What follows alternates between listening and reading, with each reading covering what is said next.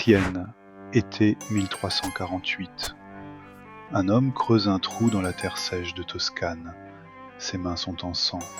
Il n'a plus de larmes. Je m'appelle Agnolo di Tura. Et dans ce trou, je dépose le corps de mon 5e enfant. Le dernier. De mes propres mains.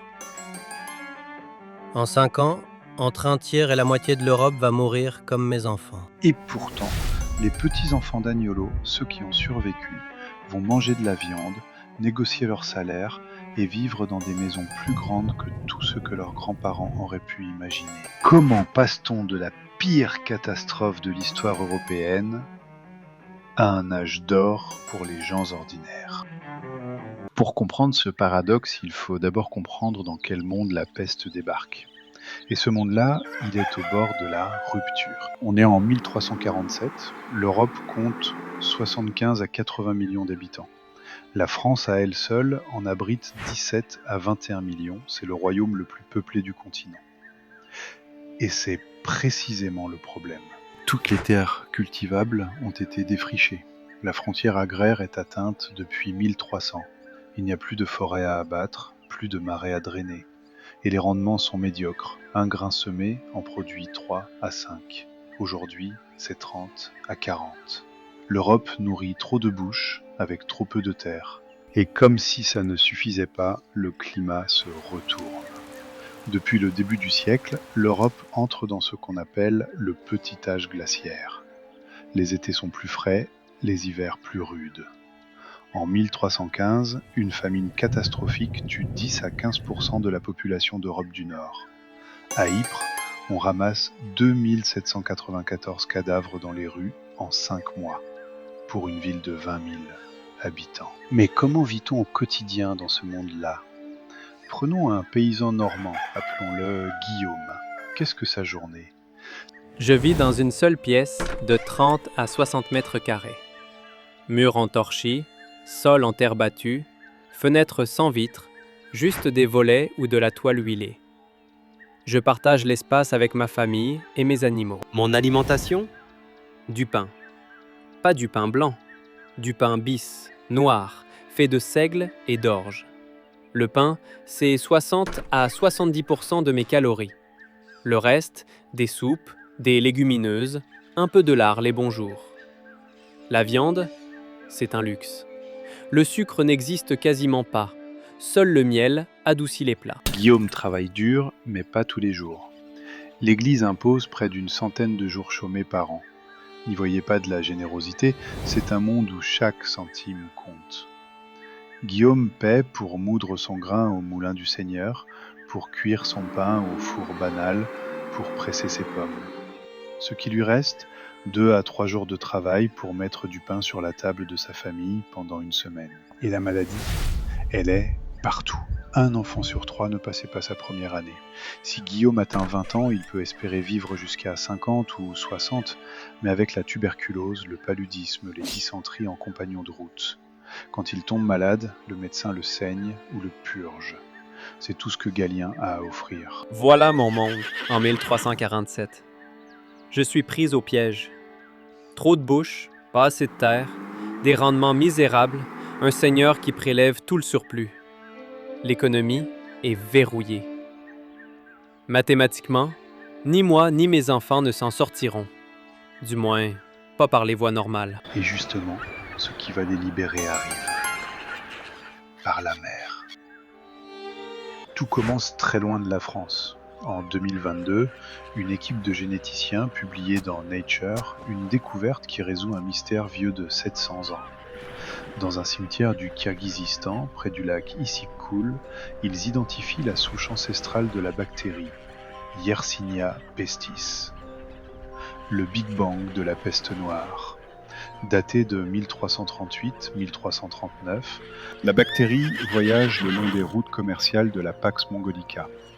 Les mêmes routes qui transportent la soie, les épices et les idées. Ironie tragique, ce sont les réseaux du commerce qui vont répandre la mort. En 1346, les Mongols assiègent le comptoir génois de Kaffa, en Crimée. Un notaire de Piacenza, Gabriel de Mussis, raconte que des assiégeants, décimés par la maladie, catapultent des cadavres par-dessus les murs. L'histoire est peut-être vraie, elle est surtout symbolique. La peste n'a pas besoin de catapultes, elle a les puces. Et c'est là qu'on doit corriger une idée reçue tenace. On vous a appris que les rats propageaient la peste ? C'est plus compliqué. En 2018, une étude publiée dans PNAS montrait que dans 7 villes sur 9 étudiées, ce ne sont pas les puces de rats qui expliquent la vitesse de propagation.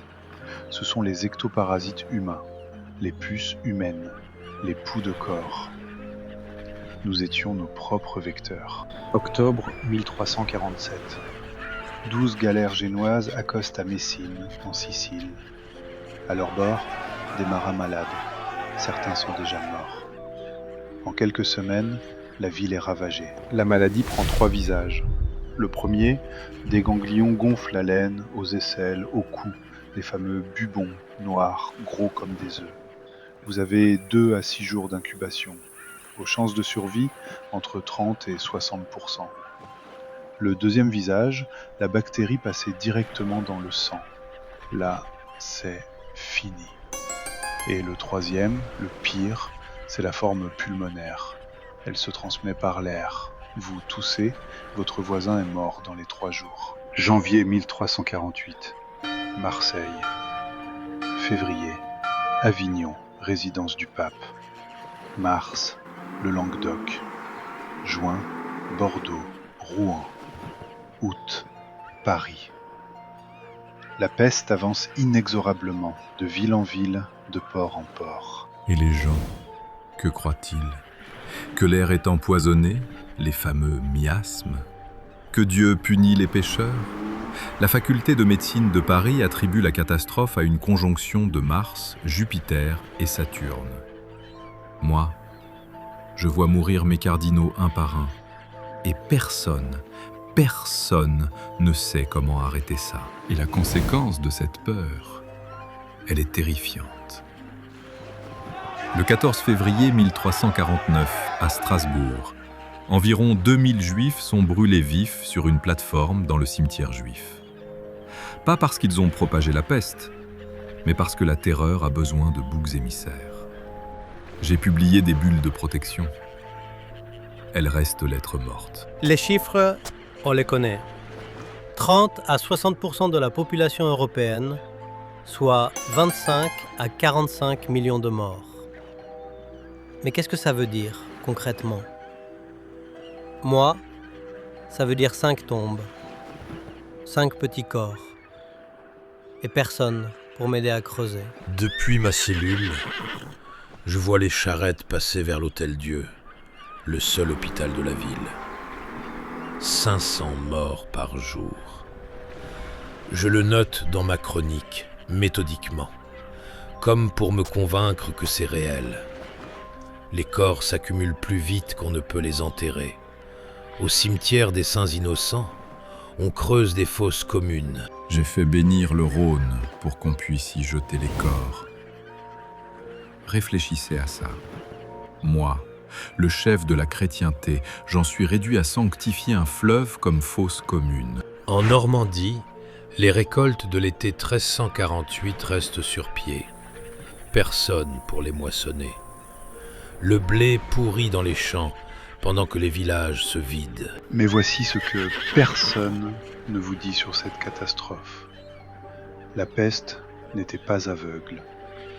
Les travaux de l'anthropologue Sharon DeWitt montrent que Yersinia pestis frappait davantage les individus déjà fragilisés, les malnutris, les pauvres, ceux dont le système immunitaire était affaibli. Les riches, eux, pouvaient fuir. Comme le raconte Boccace dans le Décaméron, 10 jeunes Florentins fortunés se réfugient à la campagne pour échapper au fléau. La fiction reflète la réalité. Des champs de blé qui pourrissent, des villes qui se vident, le chef de l'église qui bénit un fleuve pour y noyer ses morts. On pourrait croire que c'est la fin de la civilisation européenne. Et pourtant, ce qui va se passer ensuite est l'exact contraire de ce qu'on pourrait imaginer. Prenons notre laboureur normand, Guillaume. Ceux de sa famille qui survivent se retrouvent dans un monde transformé. Il y a moins de bras pour travailler la terre, beaucoup moins. En Normandie, autour de Saint-Lô, les registres fiscaux montrent un effondrement, de 4 654 foyers avant la peste à 2 450 après, presque la moitié. Et voici ce qui se passait quand la main-d'œuvre se raréfie. Elle prend de la valeur. Moi, Guillaume, laboureur normand, je me retrouve dans une position que mon père n'aurait jamais imaginée. Le Seigneur a besoin de bras. Je le sais. Et pour la première fois de ma vie, c'est moi qui fixe mes conditions. Les salaires explosent. C'est un bouleversement économique sans précédent. En Angleterre, où les données sont les plus précises, la hausse atteint 40 à 100%. Le pouvoir d'achat réel des travailleurs double et il restera élevé jusqu'aux années 480, plus d'un siècle de prospérité relative. Simultanément, la terre perd de sa valeur, le prix de l'hectare de labour chute de 51%, les revenus fonciers s'effondrent, les prix des logements à Paris sont divisés par 4. L'avoine perd 40%, le froment 30%. Ce qui était cher devient abordable. Et l'alimentation change de manière spectaculaire. Souvenez-vous de mon père Guillaume. Du pain noir, de la soupe, un peu de lard les bonjours. Moi, Marie, 20 ans plus tard, je mange de la viande, régulièrement. Ce n'est pas une anecdote, c'est un fait scientifique. En 2025, une étude a analysé les isotopes dans les os de populations d'avant et d'après la peste. Les niveaux d'azote 15 augmentent. Les gens mangent significativement plus de protéines animales et l'écart entre hommes et femmes se réduit. Je mange presque aussi bien que mon frère. Mais les élites ne voient pas cette amélioration d'un bon œil. En 1351, le roi Jean le Bon promulgue une ordonnance qui tente de geler les salaires et de fixer des prix. En Angleterre, le Statute of Labourers est encore plus explicite. Je cite: « Comme une grande partie du peuplé, et spécialement des ouvriers et serviteurs, est morte dernièrement de la pestilence, beaucoup, voyant la nécessité des maîtres et la grande rareté des serviteurs, refusent de servir à moins de recevoir des salaires excessifs. » Autrement dit, les survivants ont compris leur avantage. Et ils l'utilisent. En Bourgogne, le village de Dracy-les-Viteaux raconte cette histoire à l'échelle d'un hameau. Avant la peste, 30 habitations. Après, les maisons se vident une à une, les plus grandes sont divisées, puis converties en granges, puis abandonnées. Vers 1400-1420, le village est désert. Mais ce n'est pas un signe de déclin, c'est le signe que les survivants sont partis vers de meilleures terres, de meilleurs salaires, de meilleures conditions. Et ces ordonnances qui tentent de geler les salaires, elles sont largement inapplicables. En 1369, 20 ans après la peste, les autorités de Falaise en Normandie doivent forcer des drapiers à aller moissonner les champs.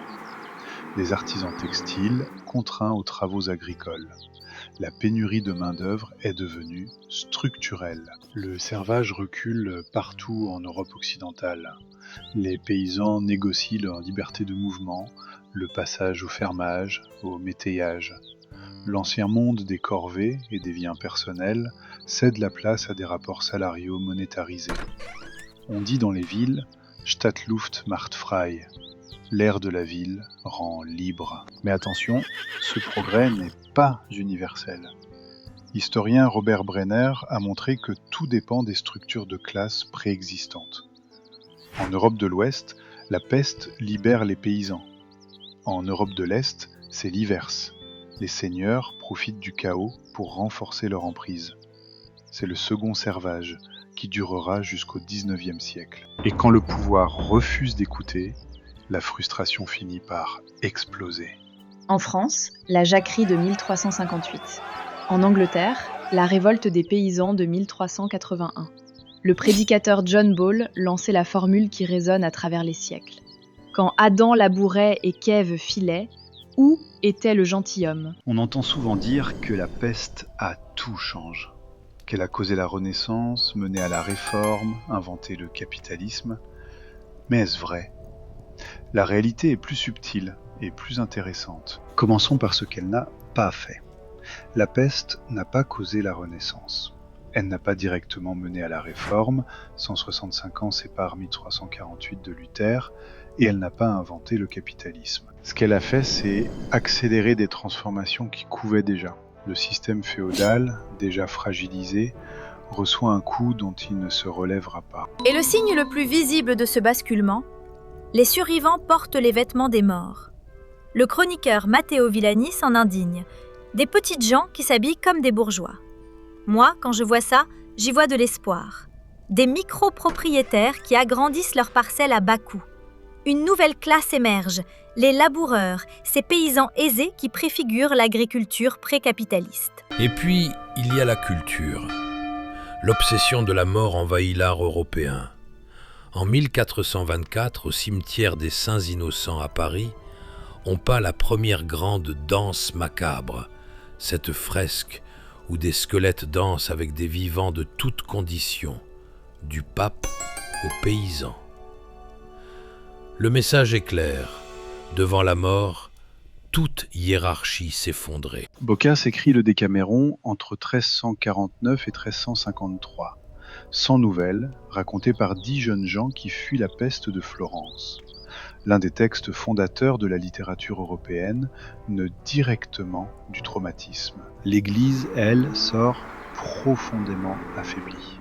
Non pas que la foi disparaisse, au contraire, la Devotio Moderna propose une spiritualité plus intérieure. Mais le clergé, décimé, il vit au contact des mourants, recrute en catastrophe des prêtres mal formés. Sa crédibilité d'institution protectrice est durablement entamée. Et un dernier détail que j'adore, parce qu'il prouve que la science ne s'arrête jamais. Il y a une chose qu'on répète dans tous les documentaires sur la peste noire, les fameux masques à bec des médecins de peste, ceux avec le long nez rempli d'herbes et de parfums. Eh bien ces masques n'existaient pas pendant la peste noire, pas du tout. C'est une invention du docteur Charles Delorme en 1619, soit 270 ans plus tard. La prochaine fois que vous verrez ce masque illustrer un article sur la peste noire, dites-vous que c'est aussi fidèle à 1348 qu'un smartphone dans les mains de Charlemagne. Alors, j'ai enterré mes 5 enfants. Des millions d'Européens sont morts.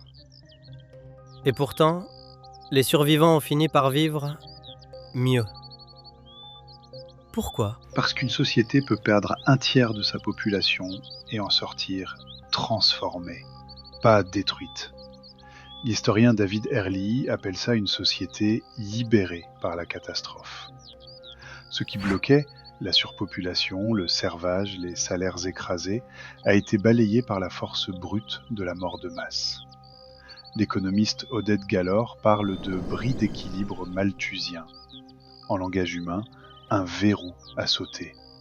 Un verrou que personne n'avait la force de faire sauter par choix. Et quand on regarde le Covid-19, une maladie partie d'Asie, propagée par les routes du commerce mondial, avec ses boucs émissaires, ses théories du complot, sa fuite des riches vers la campagne, ses débats entre restriction et liberté, les parallèles sont troublants. À un détail près, la peste noire, c'était une mortalité de 30 à 50%. Le Covid, c'est 0,5 à 1%. Et pourtant, les mêmes réflexes humains se répètent à 700 ans d'intervalle. Mais la leçon la plus puissante de la peste noire, ce n'est peut-être pas sur la maladie, c'est sur la résilience. Les structures qui semblaient éternelles, le servage, la hiérarchie féodale, le monopole foncier, se sont écroulées en une génération. Ce qui a résisté, c'est la capacité des gens ordinaires à saisir les opportunités du chaos. Je mange de la viande 2 fois par semaine. Mon fils négocie son salaire. Ma fille travaille à la brasserie du bourg voisin, un métier qui s'ouvre temporairement aux femmes après la peste. On ne le sait pas encore, mais on est en train de construire un monde nouveau. Et si cette histoire de résilience vous fascine, attendez de découvrir ce qui s'est passé 1000 ans plus tôt. Quand un empire de 60 millions d'habitants s'est effondré et que les routes, les aqueducs, les marchés et la sécurité ont disparu du jour au lendemain. Comment survit-on quand la civilisation elle-même s'éteint ? C'est l'histoire de la chute de Rome. et c'est notre prochain épisode.